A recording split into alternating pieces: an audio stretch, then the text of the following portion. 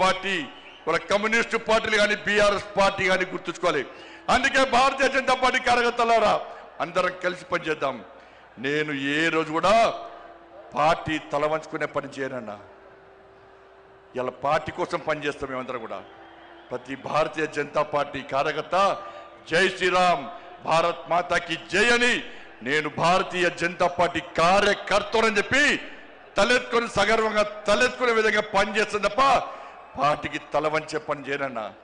చాతగాని మూర్ఖులు ధైర్యంగా రాజకీయంగా ఎదుర్కోలేని దద్దమ్మలు ఇలా ఏదో చేసి బండి సంజయ్ని కానీ భారతీయ జనతా పార్టీని ఇబ్బంది పడితే నేను ఫామ్ హౌస్ లో ఎలుకని కాదన్నా.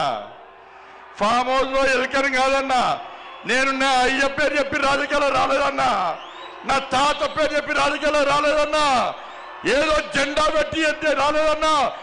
నేను కాషాయపు జెండాను కమలపు జెండాను భుజం మీద మోసుకొని సామాన్య కార్యకర్తగా నా రాజకీయం ప్రారంభించి ఒక రాష్ట్రీయ స్వయం సేవక ఒక ఏబీవీపీ కార్యకర్తగా ఒక యువమోర్చా కార్యకర్తగా ఒక నరేంద్ర మోడీ శిష్యునిగా భారతీయ జనతా పార్టీ కార్యకర్తగా పనిచేస్తున్నప్ప సగర్వంగా భారతీయ జనతా పార్టీ కార్యకర్తని తలెత్తుకొని తిరిగి పనిచేస్తున్నప్ప తల వంచే పని చెయ్యన్నా. నన్ను నమ్మండి అన్నా. తప్పుడు ప్రచారం నమ్మకండి అన్నా. మా ఎంబడి ఉండండి. ఇక వదిలిపెట్టే ప్రసక్తే లేదు. ఈ రోజు నుంచే మోడీ గారు ఈ రోజు వచ్చిపోయిన తర్వాత ఈ రోజు నుంచే తెలంగాణ రాష్ట్రంలో ధర్మం తెలంగాణ అభివృద్ధి ధర్మం ఆధారితంగా తెలంగాణ రాష్ట్రాన్ని అభివృద్ధి చేయాలంటే జై శ్రీరామ్ జై తెలంగాణ జై శ్రీరామ్ జై శ్రీరామ్.